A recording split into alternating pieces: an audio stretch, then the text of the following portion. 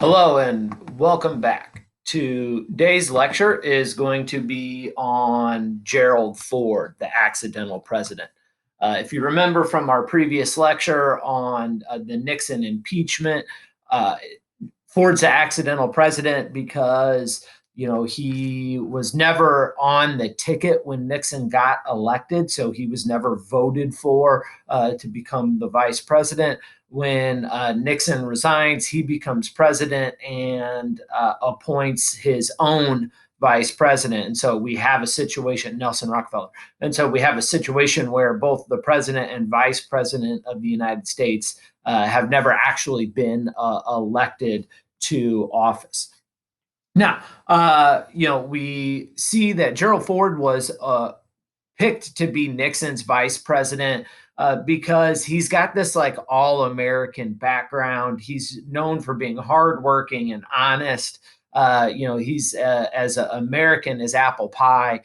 This is Ford playing for his college football team, and so he goes to University of Michigan. He is an economics major. He goes on to Yale Law. He served in the Navy during World War II. And so, the guy's got a really impressive resume.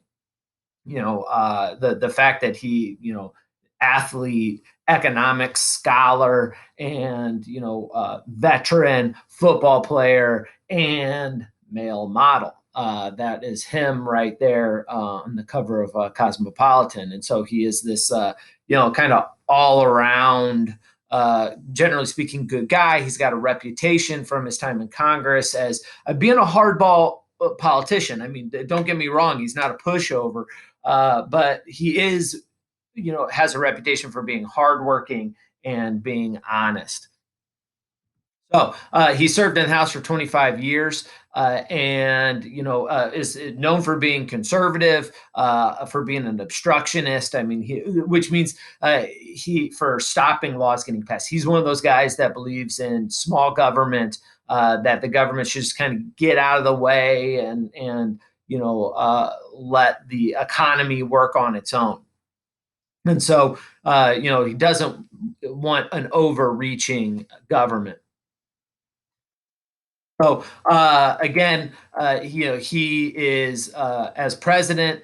He picks his vice president, Nelson Rockefeller. That's just an American dynasty in the Rockefellers there to be his vice president, and will actually keep most of Nixon's cabinet, the cabinet that had stuck around. And so, when he becomes president, he really tries to maintain that status quo, and he's really concerned about that because remember all the turmoil that's going on in society with the civil rights movement, the ending of the Vietnam War, college campus protests, and then the Watergate scandal. And so all of that is just tremendous amount of turmoil, and so he wants to institute some sort of sense of consistency and normalcy.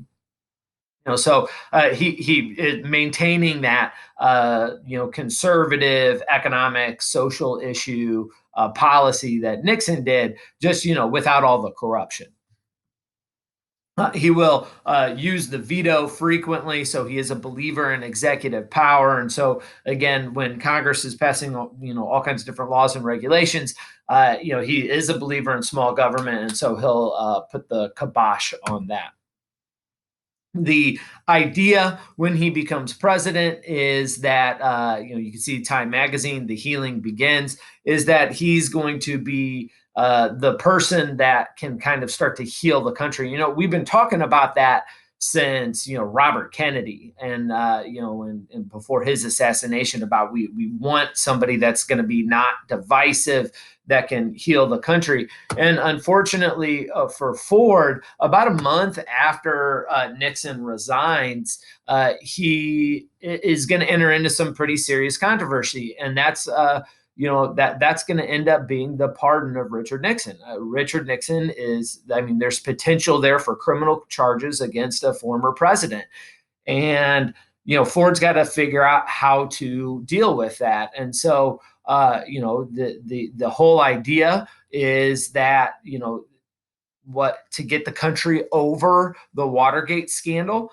that he's going to decide to pardon Nixon, and he doesn't want the trial to be this decisive, not decisive, divisive force in America. And so about a week after his so he will pardon Nixon, and then he knows that that's going to upset a lot of Democrats, and it's going to look like the Republicans are covering for each other. And I don't believe, just kind of knowing a little bit about Ford, that that's necessarily what it was. I mean, I'm sure that's part of it. Politics always plays a role in everything that presidents do, but I don't think that was the major motivation. I really believe Ford when he says that he just wants to get past this moment and move on and not have this big divisive trial. But he knows that's going to upset Democrats, and they're not going to buy that. And so he then goes to please the Democrats, and about a week later, and decides to pardon a bunch of Vietnam draft dodgers, right? So if you got called up for the draft, there were some, people on the left, right, Democrats or democratically minded people, that just decided to tear up their draft card and head to Canada, or just kind of lay low until the war was over. Well, that's illegal, and those people, if you get drafted, you've got to go. You got to do your part, and the people who did that were primarily on the left. And so to kind of make Democrats happy, he offers those draft dodgers a pardon. And so he offered a pardon for the people on the right and pardon for the people on the left, and he thought that that was going to be enough to make everybody happy. Well, I mean, it didn't. It just made the people on the right, the Republicans, upset that these draft dodgers get a get out of jail free card, when these other kids that went off to fight had to fight and kill and die and make that sacrifice. And so they're upset about that, and the people on the left are like, that's not enough. We have a president, and this is a country with a rule of law that says the president has to follow the law, and you're letting this guy go because you're a Republican too. And so both sides, what he manages to do is not heal the nation, but to actually just make everybody mad. Now we'll get over it eventually, but there's no immediate healing of the nations here. So what's the Ford presidency really all about? Well, I mean, it's actually going to be pretty uneventful compared to the last few presidents that we've discussed in previous lectures. We are going to start to see a rise in inflation, and Ford is an economist, and so he is going to be hands-on in this. So to take care of the inflation is just, remember, when money loses its value, and so it's when costs start to go up. There's lots of different ways that can happen, supply and demand, but anyway, Ford's going to create a program called the WIN program, which is Whip Inflation Now, which is takes a pretty standard Republican line: deregulation of business, right? So less loopholes that they have to jump through, allows them to streamline their businesses, make things a little bit more affordable, while at the same time increasing the defense budget. So, the government is still spending more, so it's not truly conservative, but it's spending more on the military, which is something that conservatives are inconsistent about in their spending policy. And so, he's going to try and do that as much as possible. He's going to try and rein in spending and veto acts like the Education Appropriation Act and a federal jobs bill. The idea there is, and not that he's against education. There's just two different fundamental principles that Republicans and Democrats have about education. Democrats think that the federal government should take charge, set standards, and fund it. So then, it's more uniform. Where Republicans think it should really be local control, that different communities have different needs, and the federal government can't ever understand that. And so the local government should be in charge of education. And so, you'll see Ford is a believer in that, local control for education. And so, he's going to dial back federal spending, and because anytime the federal government spends on something, they exert influence over it, and can kind of force localities to do things they want. A great modern example of that is Michelle Obama's food policies in the cafeteria, right? I mean, every high school student in America today in 2020, knows about the changes in the food at schools. Well, the federal government doesn't have the legal authority to tell a local school what kind of food they serve.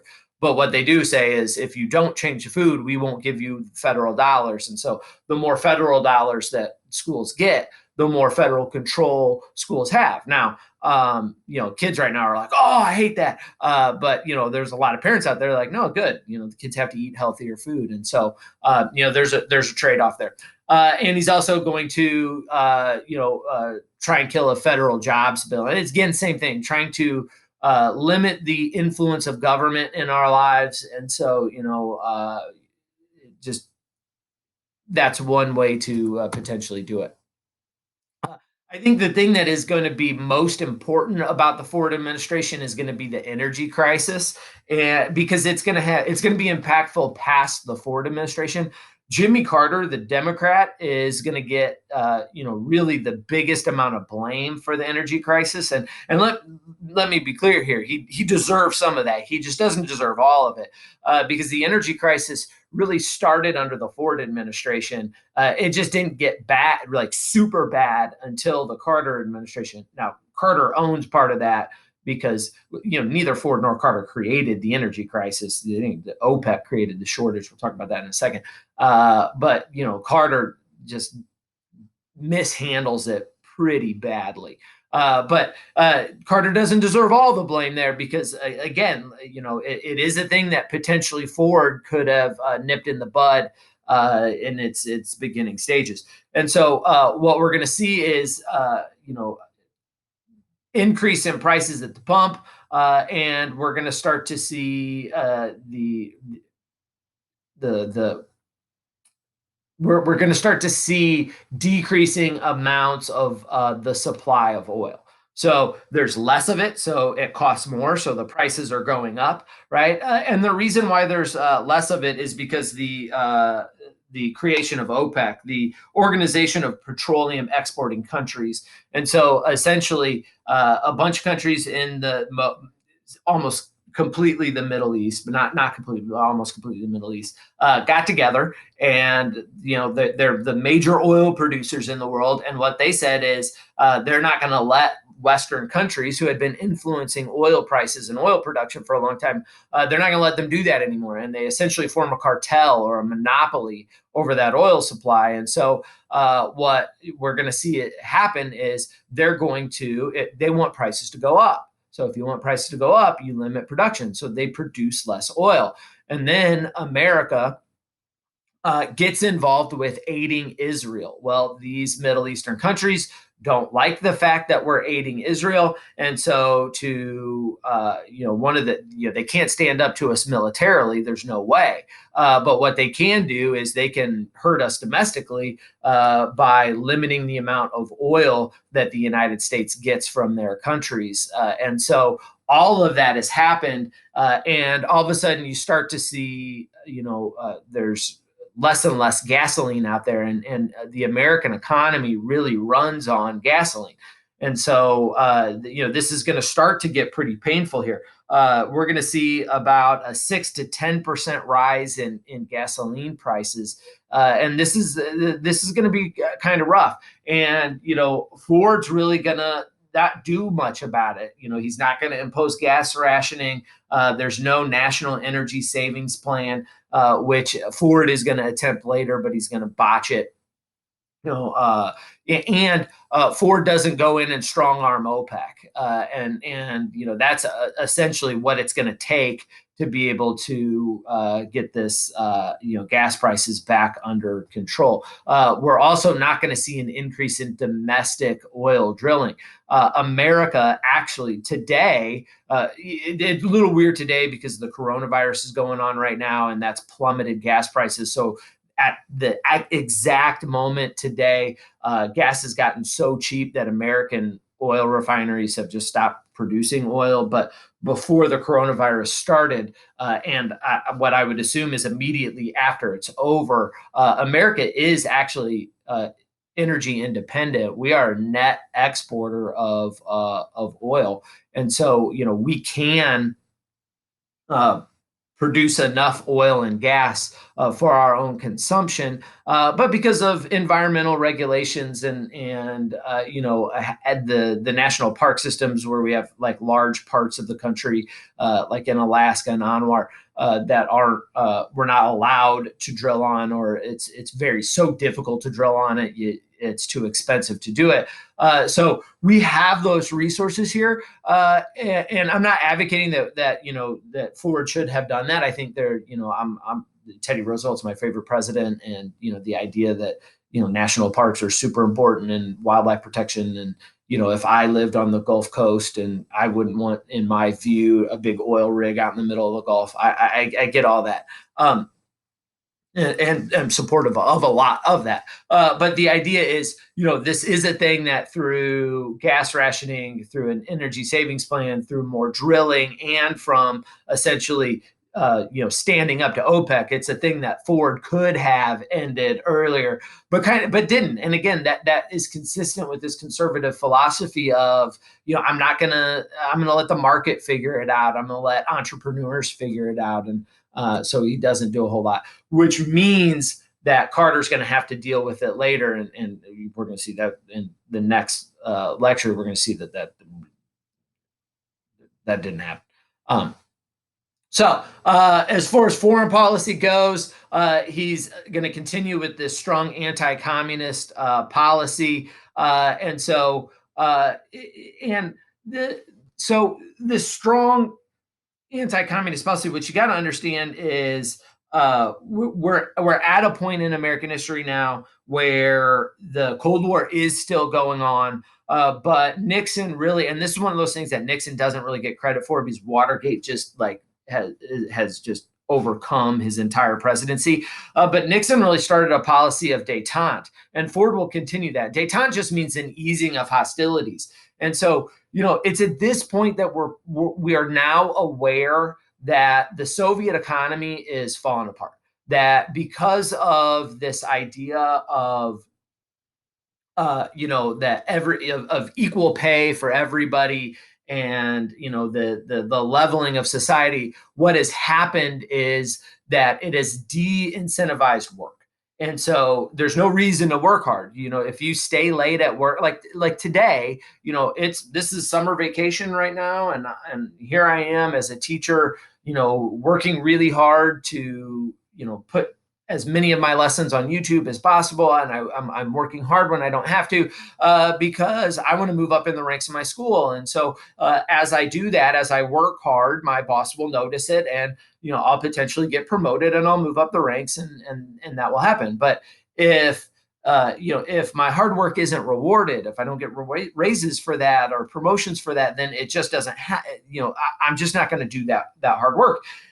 And so we're learning that the Soviet system by this point is failing. The economy is tanking. And so to keep the economy afloat, what the Soviets are doing is they're essentially rounding everybody up and arresting them, throwing them in what is known as the Gulag Archipelago, which is a series of work camps, prison camps. And so, anybody that maybe hoarded a little extra corn or grain, it'd be grain, not corn in Russia, or anybody who's maybe a school teacher that's spoken out against communism, or even implied that communism is great. They're just arresting those people and using them for slave labor to keep it going. And so we see the end of the Soviet system in sight, and Nixon saw it, and Ford saw it, and what they decided to do was, let's ease the hostilities.